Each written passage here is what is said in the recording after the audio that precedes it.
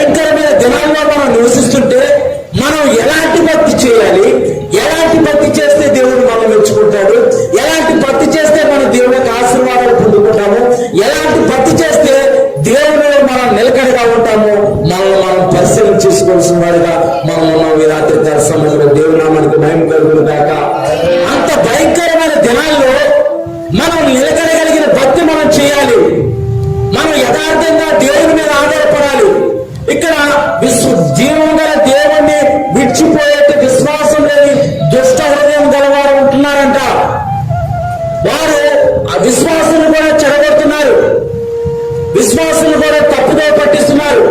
నిజంగా చేశాడా?